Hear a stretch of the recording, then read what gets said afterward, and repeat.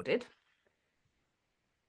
So this session is recorded, so please do remember it will be shared with everybody who has signed up for the session, so anybody who kind of popped their email in to sign up to the session. So when we're sharing things, please keep that in mind in terms of confidentiality, because it's not likely that this is going to be distributed far and wide, but it is likely it could be seen with people if it is shared on. So just know that. So if there's anything that is particularly specific to you that you think, I might not share all the detail on that, no problem, we can pop a pin in it and have a separate discussion if needed. Lovely to see that you've got your cameras on. I really appreciate that, because for me, I love to know that I'm speaking to other humans. It makes it feel a little bit more interactive for me. But again, if you've got anything going on that you need to turn your camera off, then do that. Again, not everybody loves that. So make sure you're in kind of interacting in the way that works best for you. And if you want to as well, auto captions are available. You can turn those on in Zoom if that's also easier for you to participate with. I just want to caveat that I am not responsible for their accuracy. So I will do my best to enunciate, but any Zoom spelling problems are, I'm afraid, they're nothing to do with me. So please take that into account. And then finally, all of the slides I will share with you afterwards as well, so you get a copy of those. So don't worry about frantically taking notes, because I've got a special slide deck that has more notes on it. So you'll get that after the session with the recording as well. Any questions or kind of clarifications that anybody needs before we kick off? Awesome, thank you. So for those of you that aren't familiar with me, I think you most are, so I'm not going to spend too much time on this. But I am an inclusion confidence coach, and I work specifically kind of in the DEI space, trying to create conversations and workforces and engaging workplaces where we all feel that we can speak up and have the opportunity to thrive. These are just some of the things that I do when I work with organisations, and I'm also here to plug the podcast a little bit. So, and also thank you to Claire from Voluntary Norfolk for plugging that for me a bit earlier as well. It is one of my absolute passions. And from my perspective, it's always a really good way to engage with new content that might not be familiar with you, because I basically interview a whole host of different people and we talk all about their experiences and their views on life. And it can be a really good way of helping us understand people that are different to us, which in turn will shape our conversation. So it's kind of the we part of my model that I use. That's how I try and bring that to everybody. So that is just a little bit about me. As I said, I have never had a conversation, I don't think, where I don't talk about psychological safety. So for those of you that aren't familiar with what that is, it simply is a term that means that we feel safe. If we feel psychologically safe, we feel safe to speak up and to engage in conversations or in spaces without the fear of retribution. So it's really quite a simple term. It just means that I feel safe, I feel welcome and included into a group, and I feel that I can speak up and I can challenge and I can ask questions without the fear of something negative happening as a result of that. And this is the kind of ideal state that we want to try and create in all of the kind of interactions that we have, where we feel safe enough with one another that we can have honest conversations, that we can ask questions and we can challenge, and we know that the other person is going to receive that in a way that doesn't have a negative impact for us. So from my perspective, this is also the conditions that I want to create in the conversations that we're going to have today as well. I need for you to feel psychologically safe to engage and to ask your questions. So just to reiterate from my perspective, in any other session that wasn't recorded, I would obviously allude to confidentiality, but we've covered that already because it is a recorded session. Please also have respect for one another, because you are all individuals who potentially don't know each other, although I know Nigel and Sian, you do, but you're arriving into this space with people who you don't know. So please have respect for one another, in that you are all in different places of your own journey and the kind of conversations you want to be having. So let's reserve judgment about what people might bring to the table in terms of questions or examples, because we're all coming at this from our own perspectives. And I would also like to ask that you kind of remain being kind to yourself as well, because I also know I've been in spaces where maybe I've asked a question, but I've heard it come out my mouth and then I've thought, oh God, why did I say that? And then I spend like the next 10 minutes thinking about how much of a pillock I am, and I'm not really thinking about what's going on in the space. So if we can also be as kind to ourselves as we would to other people when we're going through this, because we're all on a learning journey. Is that okay with everybody? Does that all make sense? Is there anything that anybody needs to add to feel safe to participate? And as I ask that, I'm just going to mute myself so I can blow my nose.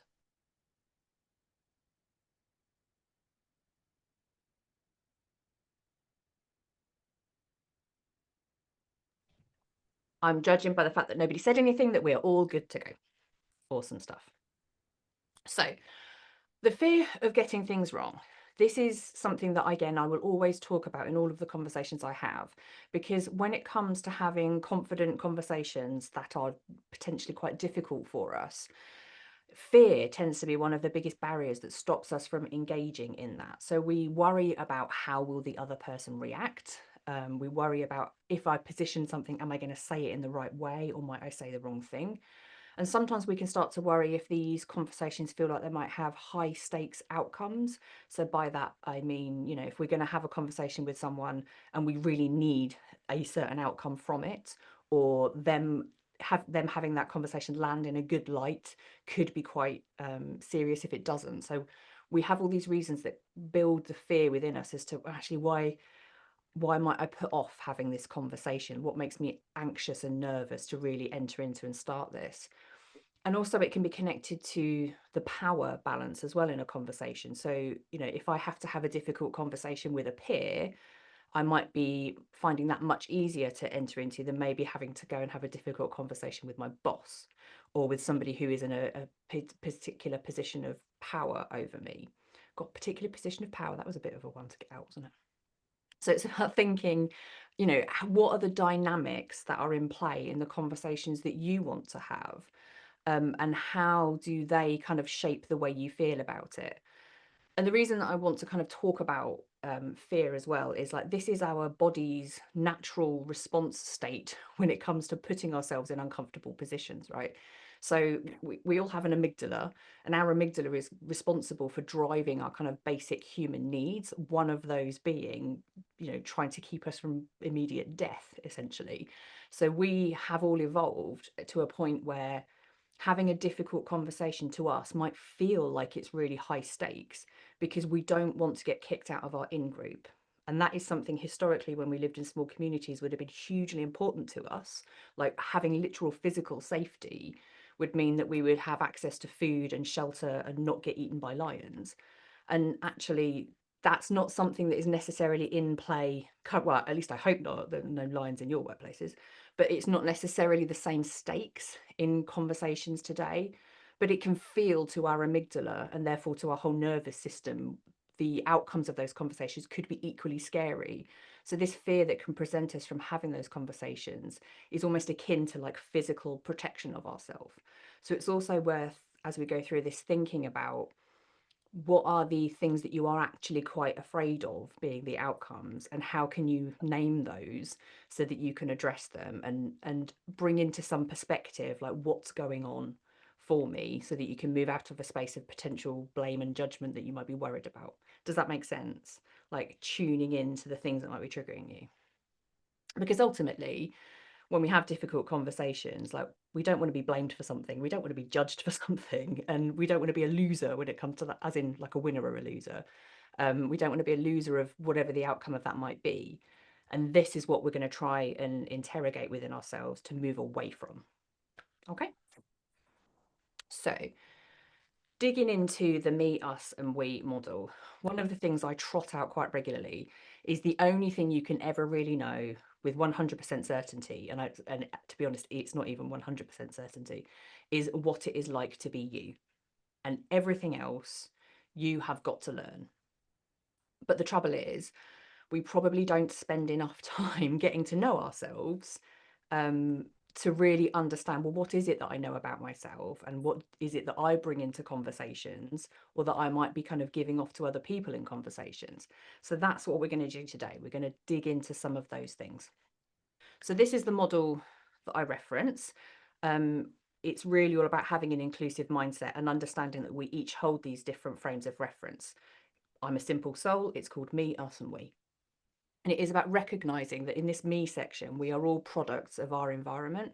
So we all have the experiences that we have had. We are born with the characteristics that we are born with. We are kind of who we are. And all of that gives context to the kind of the way in which we interact with the world. And, you know, the way that I approach the world through my me mindset is kind of different to maybe Nikki's me mindset, to Nigel's me mindset. But when we come together, we all come together with different assumptions and experiences. And we kind of just think it's the same for each of us. But if we were going to interrogate that, which we will, we're going to find out that they could be quite different. So the premise of this whole model is, how do we know which mindset we're approaching things in? Am I coming from a me mindset? Am I thinking about us, which is the people that I would naturally surround myself with? So the people like my friends and my family or my peer group and people who I go to for support, who, spoiler alert, they're generally people just like us, because that tends to be who we feel most comfortable going to for advice and comfort and support. Or am I trying to step a bit broader than that and going for a we mindset, which is thinking about people whose experiences might be different to mine? So that's kind of the whole model. But like I said, today, we're going to talk about this me space. So this is our default position within our mind. So this is when we're thinking about our own personal needs and our own personal safety. So what is it that I need to get out of this particular conversation? What is my agenda? But this is also the place where my kind of assumptions and my biases that will shape those thoughts and behaviors are going to come from. So again, remember, we are all products of our environment, and we are all, you know, born in the country that we were born in with the experiences that we have to date. And these are all shaped by very specific things that are specific to us. So what we are going to dig into is, how do you understand your me frame of reference? So the two questions that we're now going to go through and ask are, what is it that we know about ourselves and our own identity? And then we're going to explore, how does this influence the ways in which we approach difficult conversations? So the very first question, what is it that you know about yourself and your own identity? And please feel free to drop this either in the chat or come off mute and have a conversation about this. So as an example, things that I know about my frame of reference is, I know I was born in the 80s. So all of my life experiences will have been based upon anything that has happened from that point onwards. I was born in Cambridgeshire to a family that have lived in this region for a very long time. I was educated here. I have travelled around the world, but that mostly living in the UK has been my experience of life. I'm racialized as white, so my experiences will be based in that. I was assigned female at birth and I identify with that gender, so that is how I will be looking at the world. I am not living with a disability. I have never faced homelessness. So all of these things are kind of shaping who I am. I don't have any religious observations. I am LGBTQIA+, I identify as asexual, so that brings its whole own unique way of seeing the world. So these are all things that I will know about myself and my own identity.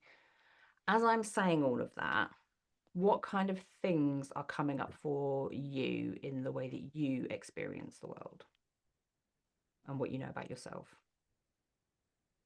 And I'm going to give that awkward silence now for people to join in.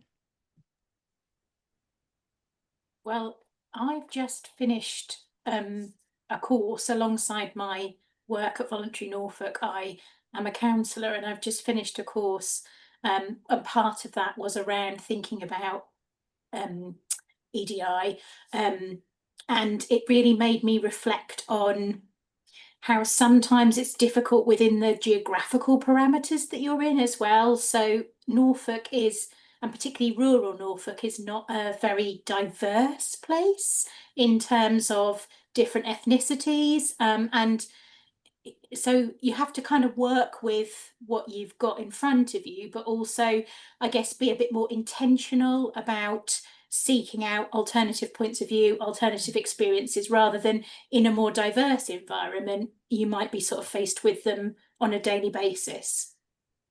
Absolutely. Yeah, 100%. Again, it's coming back to that kind of us and we space, isn't it? We are, if we are surrounded by people who see the world in the same way as we do, who experience the world in the same way as we do, there is not that opportunity to understand different perspectives. And what might, if I may ask Claire, what might be some of those perspectives that you hold? Um, so for me, much like you, I don't live with a disability. I identify as heterosexual. I'm in a long-term relationship. I'm from generations of people who have lived in the same geographical area. So I guess unless I'm quite intentional, my focus can be quite narrow. Hmm. Yeah, thank you for sharing that. I appreciate that. Yeah.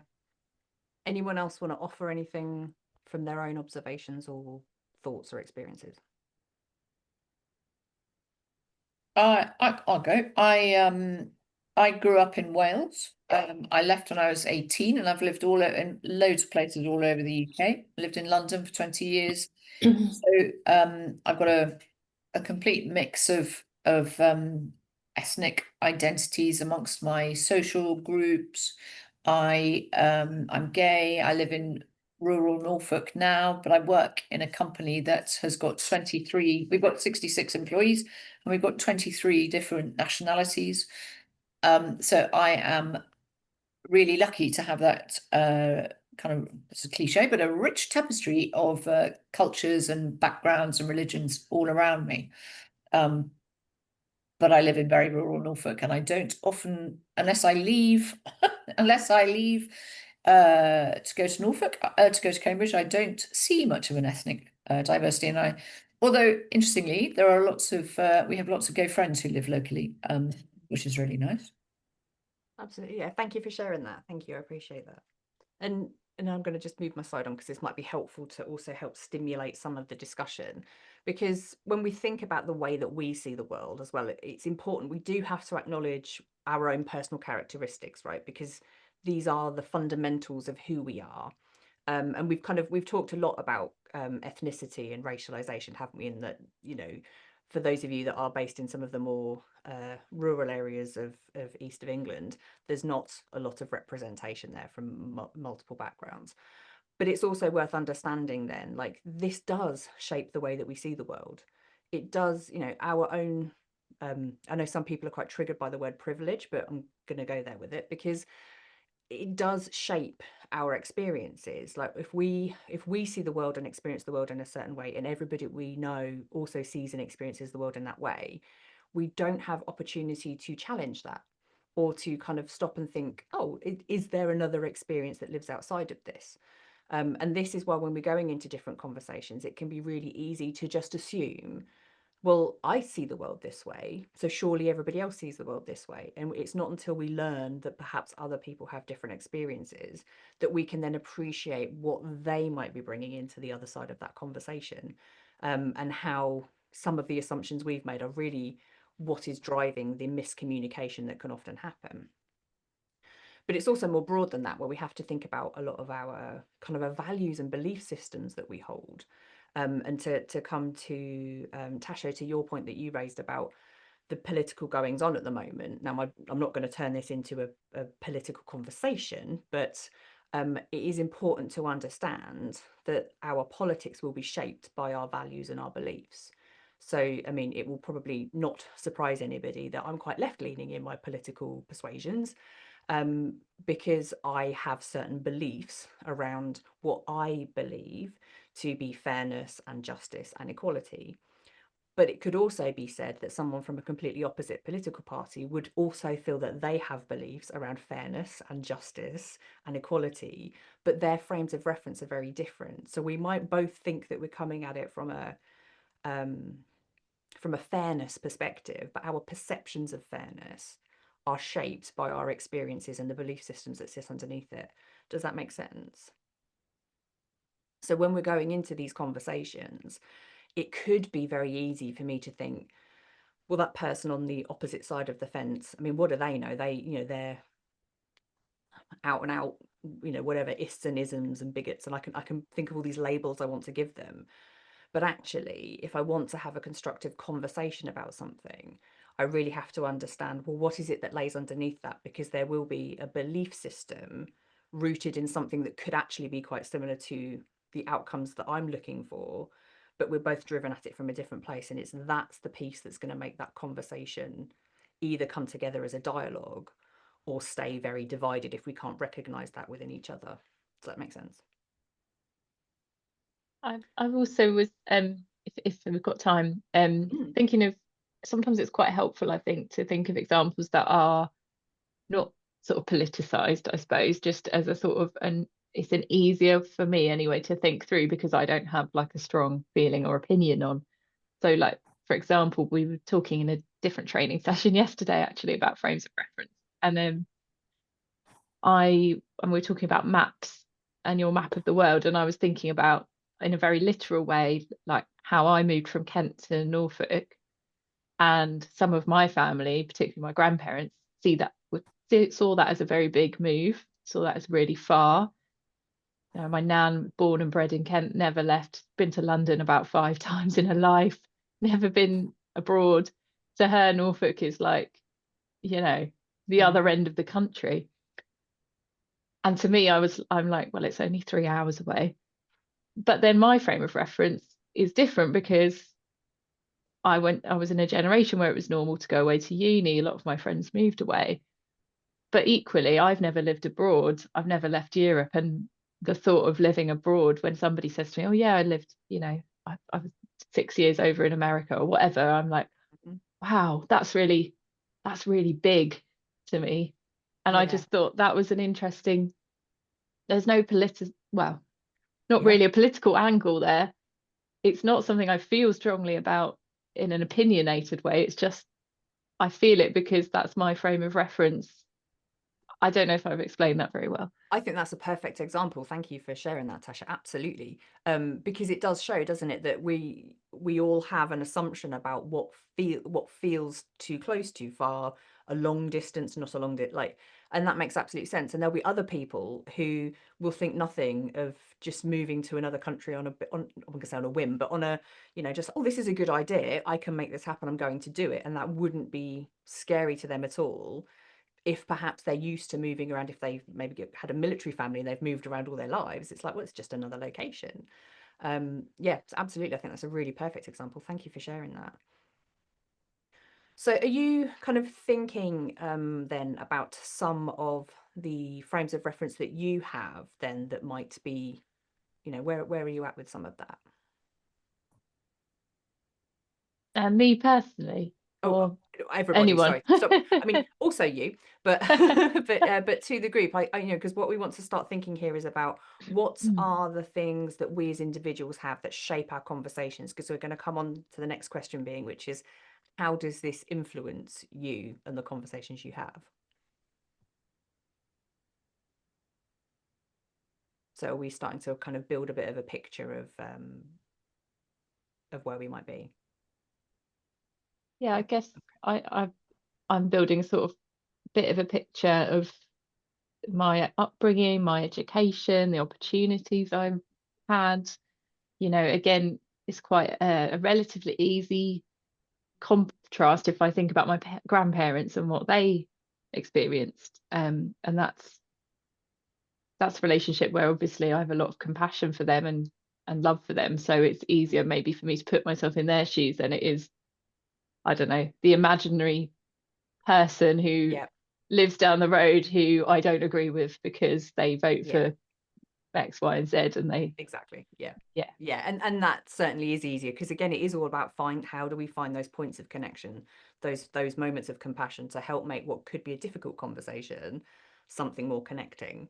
And I'm also thinking about, if we take this to a difficult conversation you might have to have with your boss, we can really think about, or maybe someone who reports into you, you can think about, well, what is it, the assumption that I'm coming into this conversation with, if I have to have a conversation with someone about their performance, and I'm thinking, okay, well, I know the examples of where they're not performing, and I know what I want to get out of this, but I'm coming at this perhaps from the perspective of somebody who understands how to do this work inside and out, and maybe I don't have a lot of development needs around it, or I'm coming at this as someone who doesn't really understand what they've got going on outside of work that might be changing the way that they're kind of thinking about what they're doing inside of work. So it's again, what are my frames of reference for what's going on as well in this conversation? So what am I bringing into the conversation that could be shaping how I'm seeing it, that I need to be conscious of? Because this is the point, is once we get into that conversation, it's how do we stay conscious of that? So how does this influence those conversations that you might have? So when you think about the who piece of who you are, what assumptions does that drive for you in going into these conversations? How does that shape some of the biases that you might have? And we all love the conversations about unconscious bias, don't we? But from my perspective, as soon as a bias that we have shapes our behavior or our thinking or how we approach something, it's not very unconscious. So it might be happening subconsciously within us, but we have to start paying attention to tap into that, to try and disrupt it before it actually has an impact on the way that we behave or how we engage with somebody. And likewise, what are the expectations that I have coming into this conversation that, again, will be shaped on my own experiences? Like, well, I find doing this task really easy. Why on earth is this person struggling? You know, and what are my tolerances within this? Like, how lenient am I likely to be to somebody who maybe experiences the world the same way that I do? And will I extend that to somebody who is experiencing or seeing the world differently? So, you know, where are my levels of expectation on different people within that? Are there what's coming up for people as you're hearing that?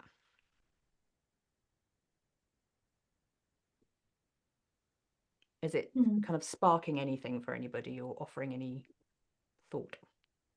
It's making me think that I realise that there are a lot of people around me who don't open their minds before they open their mouths, kind of thing. Yeah. They And it's easily done, isn't it? Certainly when we come into things with kind of assumptions about people or situations or experiences. Again, that's how it can come across on the other side of it, isn't it? That someone hasn't really thought about it before they've opened their mouth. And we can judge each other based upon that. But then it's about thinking, okay, what is it that led them to say that? Like what was their assumption coming into this as well? Yeah. What else? Anybody else having any thoughts around that? It can feel really overwhelming, can't it? I think when you start, it's like a bit like opening Pandora's box. When you start to think about it, you can then find yourself almost like constrained by the fear of not wanting to say the wrong thing. So therefore then finding it difficult to know what to say.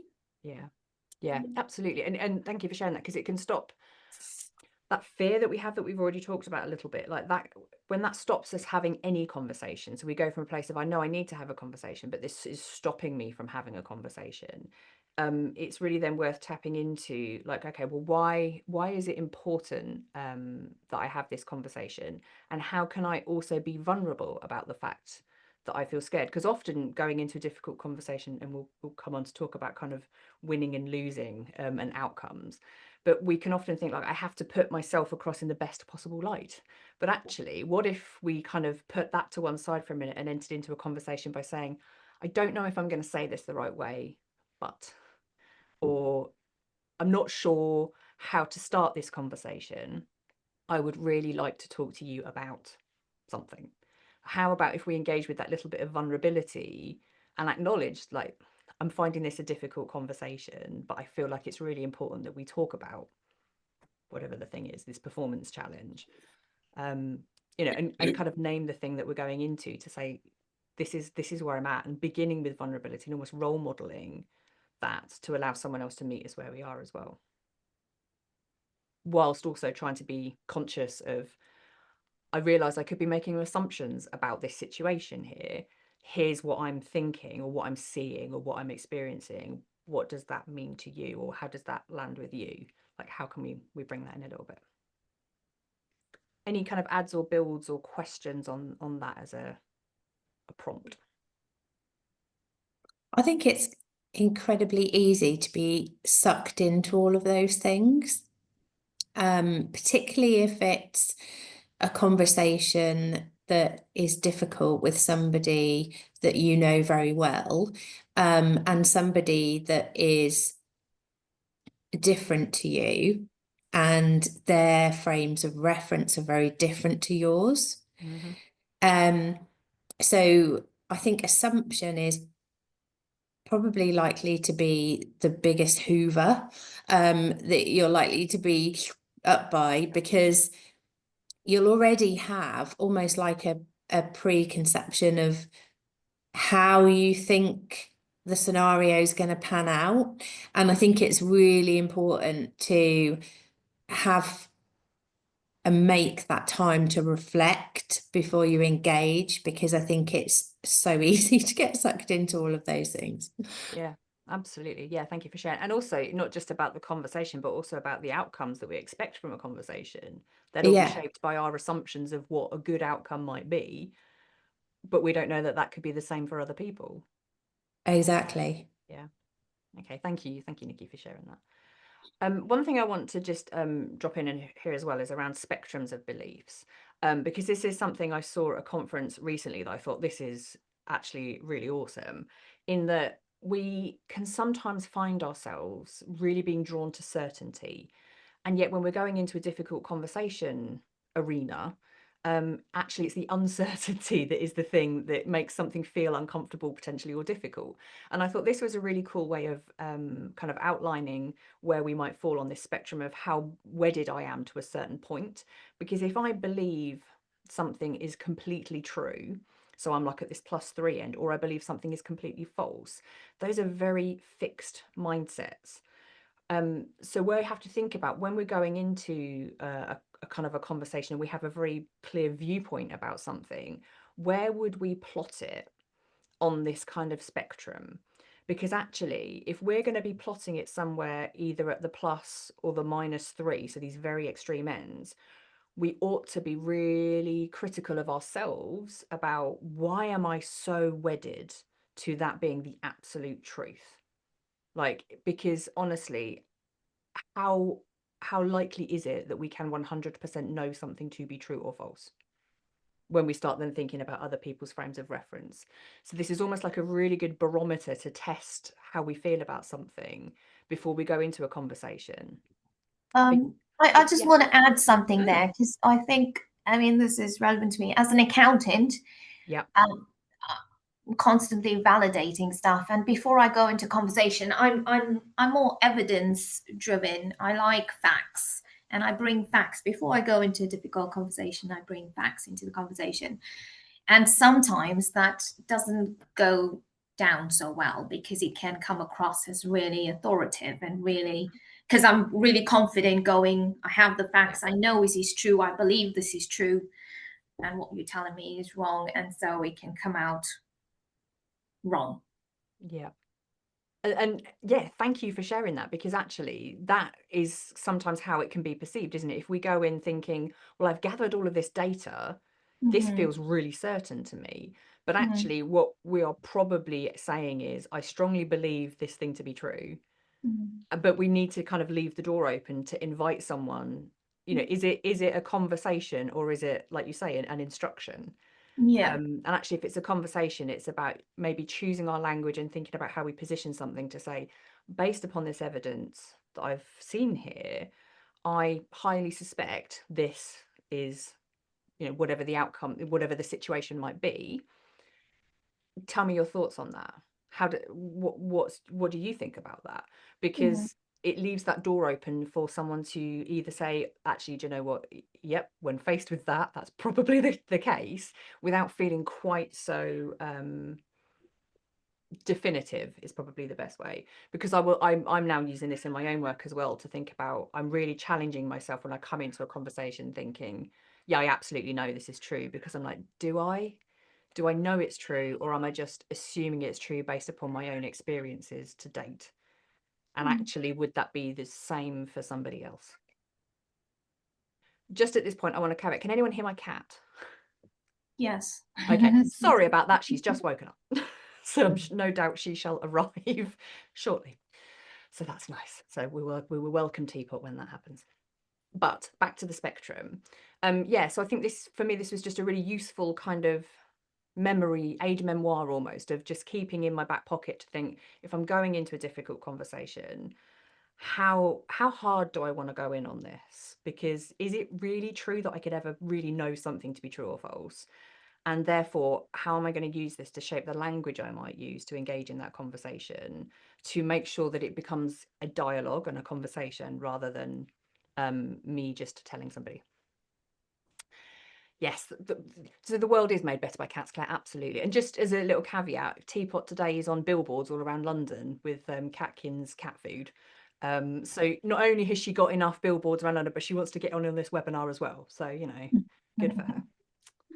Okay, so how does this then influence your conversations? And we've already started to talk about this, but it's really about thinking, when we go into these conversations, are we going in with this kind of defensiveness? So as you were saying, like, I've got this point, I've got this evidence, I'm going to defend my position. Or are we going in to say, I've got this evidence, and I'm going to be curious about what this means. I'm going to be curious about, well, what do you say to this? What is your response to this? So how do we move from a position of kind of defending what we think or what we feel to turning it into a dialogue, to being curious about other experiences and having that kind of two-way piece? And likewise, how are we going from a place of judgment to a place of compassion? So, for example, and this is probably where the political one does come in, it's like, it's really easy to be judgy of each other based upon our beliefs, but we all have to understand we are all products of our own environment. So we have arrived at those belief systems based upon whatever has occurred for us throughout our lives. So how can we try and find some compassion for someone has arrived at that viewpoint somehow? How can we try and understand that to close the gap between us if we really want to have a meaningful conversation? I mean, we don't always have to have a conversation with someone. We don't have to get into it all the time. But it's, if you want to have a conversation, how can I find compassion as a place of at least this center point that might connect us? And then the same between, like, same for division and connection. If we are so divided, what are the points of connection that we have? Because sometimes there are things that we both agree on. So if I'm presenting, so sorry, she is so loud today. If I'm kind of presenting something and saying, this is the fact as I see it, but there might be things in there that we can both agree on. Sorry. Tia, shut up. Sorry. So what are the points in there that of the points are connections, so that we can understand what the points of difference are, and then we can have a conversation about those? Because actually, if we can pick off some of the things that we are connected on, it can be really easier to see, well, where are the challenges, which are the actual things we need to iron out. And then we hinted at this before, but often when we go into conversations, we have an outcome in mind, don't we? It's like, I want to get to point X, so how do we have this conversation so that we both get to where I want to be? So how do we move away from thinking about there being kind of winning and losing and outcomes, to how do we use this conversation to really build a relationship? Sure. So what are your thoughts on that? Because I'm just going to mute myself for a second if anybody wants to share what's coming up for them, and I'm just going to sort of.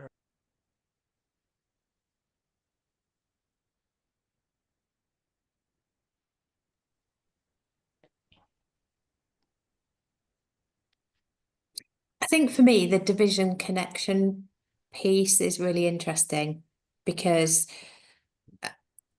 you know, I am fortunate in that I work in a team that is incredibly diverse, and which is fabulous, and I absolutely love it. However, I do have a peer that is very different to me. I would say polar opposite to me. In quite a lot of ways, to be honest, probably not every way. And that is why the division connection piece is interesting for me, because actually, you know, I look at my colleague as a polar opposite to me, but what I should be doing is looking at how I can connect with her. And it is quite difficult, but there must be connections, because by default, there's always a connection somewhere. So I think for me, that is incredibly interesting from a perspective, because I've never really thought about it so literally. before. Yeah. Thank you, Nanki. Thank you for sharing that. And that's it, isn't it? Really, it is really about it takes effort, doesn't it, to do this kind of little introspective self-awareness test almost, isn't it, to just tune in a bit and just sense check with ourselves. But Yeah. actually, if we can do that work ahead of some of these conversations, it means we're going to bring a different energy into the conversation, and that right from the very beginning will change the tone potentially of the conversation, because we're less likely to get defensive, we're less likely to make this about outcomes and more likely to make it about the dialogue. And actually, you're more likely to achieve the outcome that you'd like as a result. Absolutely. And more like not necessarily the outcome that we thought we were going to get, but an outcome that actually will be a really good That we outcome. like. Yeah. Fabulous. Okay, so what can we do with all of this? So my kind of top tips for this, as it were, would be when you're going into these conversations, think about how you want to set your intention for the conversation, because I know that in the past I've been really guilty about playing conversations through. Like, if you say this, then I'll say that. And if you say this, then I'll say that. And I'm already getting my arguments ready for this to and fro. And that's essentially, that's not a conversation, that's a transactional exchange of words. Whereas actually what I need to be doing is setting my intention and thinking, like, what do I want to happen here? So what are the points I need to make that I need to have someone else understand? What are the ways in which I will listen? How will I make sure that I will stay open to hearing something, whether I like it or not? And, how will I make sure I'm willing to ask questions? So kind of set the intention rather than play it out in your head as to how you think it's going to go. And then, as we talked about quite early on as well, notice your triggers, because I certainly know there are things that people are going to say that will absolutely butt up against my values.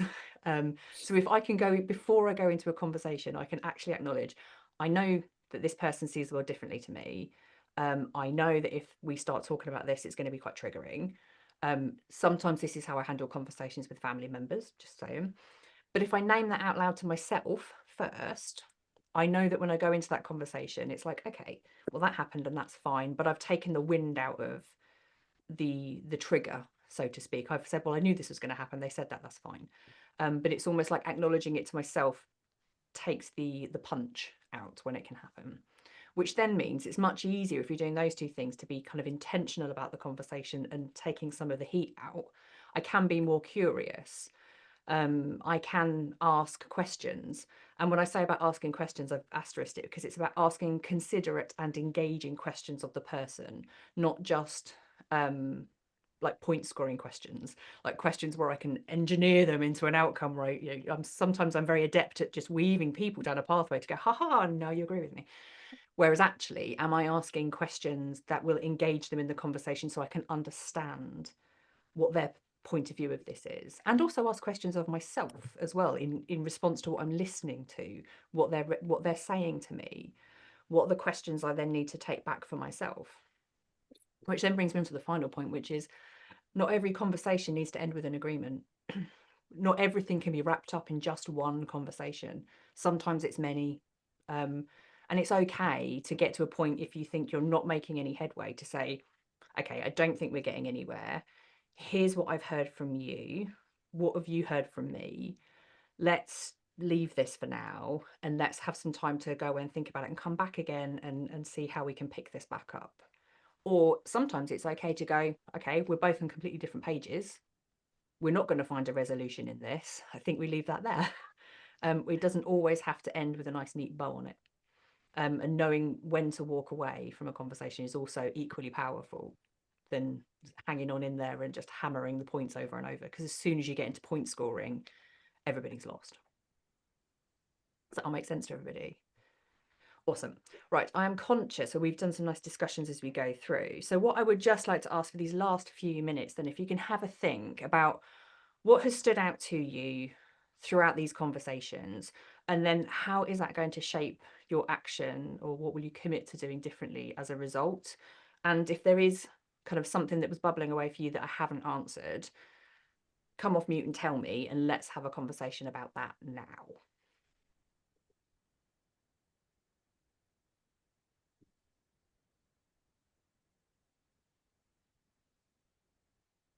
And if anybody wants to share what has stood out for you, please feel free to do so. I'm going to stop sharing as well so we can see each other. So I think what stood out for me, other than your brilliant cat's participation, so sorry about that. love it, is it's that having the confidence to go into things not being sure of an outcome and not being sure of a resolution, and just kind of sitting with that uncomfortableness. I think that's come out for me. And with regard to intention, I think it's trying to put myself in more of those situations where it's not all neatly boxed up. Yeah, thank you for sharing that. I think sometimes this is the thing, again, we love certainty. We want things to be like right, wrong, black, white, this, that. Actually, most humans live in that messy middle, don't we? That messy grey space. And the more we can get comfortable living there and having conversations there, the easier things will become. What else has stood out for people? Teapot's got many opinions. I think for me it's about, oh, sorry, Tash. Sorry. Sorry. Go on, Sharon, you go first. Sure. Ask more questions. So if I'm going in, definitely, I think ask more questions and there'll be less defensiveness from the opposing. Perfect. Nikki, what were you going to say? I was just going to say, name your triggers, because I know the triggers, but naming those triggers just makes them a little bit more easier to swallow, I guess. Yeah. Own them. Don't let them own you. Yes. Yeah. And Tasha, sorry, I think you were going to say something as well. Just very similar, really. I really like the idea of leaving the door open to being wrong, or just have like your belief not being 100% true or false. I think that's a really important thing to remember. And I also, like Nikki picked up on, I think I'll really take away that idea of turning division into connection and really looking for those things that we have in common first, and then moving to, okay, so why are we disagreeing on this other thing, and what are we bringing to that? Why do we both have a different view of it? Perfect. Yeah, thank you. And that's one of the really key things. Like it is okay to disagree with people. It's perfectly okay. We don't have to agree with everybody. And it is also okay to change your mind. If you go into a conversation thinking one thing and then you're presented with new information, it's okay to say, oh, okay, actually, now I feel differently. It's perfectly okay. Any final thoughts, Nigel or Claire Cooper, if you want to share anything before we say cheerio? I think for me, the intention part of it was interesting because, like you, I kind of go through the conversation in my head. It gets kind of complicated when you get all the different answers and the matrix of things you can do. So the actual intention of the conversation, I think, is kind of important thing. Absolutely. Yeah, 100%. Because sometimes it's helpful to play out scenarios, right? Because we can test how we think about things and it helps us feel better. But it's just then not being either overwhelmed by the number of scenarios or being wedded to, actually, I quite like the way that one planned out. That's the one I want, because we don't have the control over it. Super. Thank you. And I think I'm going to spend the weekend thinking. I think about specific relationships with colleagues that I find very difficult. And I think I do almost. I think I'm quite evolved as a person, but I cannot find a chink to get into the mindset of some particular important people at work. And I'm just going to reflect about everything that we've spoken about today and see whether there's anything I can lever or use leverage or whatever to get some progression.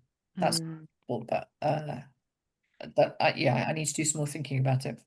Yeah, and actually, then sometimes it's, again, remember, sometimes people are very difficult to reach as well, and we can bring this a good intention into something, and we can bring this kind of empathy and compassion for a conversation. Not everybody will meet you there. And we cannot change other people, we can only control ourselves, which is also sometimes very unhelpful. But Yeah. but like you said, if you search, there'll be a thing, there will be something that will be helpful. Yeah. Well, oh, there she is. Thank you so much for your time. I appreciate we've gone over the hour. All right, I know I'm over. She's hairless. She's hungry. She's hairless. Yes, she is. She's coming up to say hello now. But thank you so much for your. Do you want to come and say it? Come in. Right. Here she is. This is Teapot, everybody. This is who's been Oh, yelling at me. hello. Yeah, now you don't want to talk. So yes. So thank you so much for your participation and for your engagement and your contribution. It's much appreciated. I will share a copy of the recording complete with Meow soundtrack. And I'll share you a copy of the slides as promised, but I'll hang on as well a few more minutes if anybody wants to have a particular conversation about anything. But otherwise, I wish you a wonderful rest of Friday and a fantastic weekend. Yeah. Thank you, Katie. Thank you. Bye, Thank you everybody. very Very much, much. Katie. Take care. See you soon.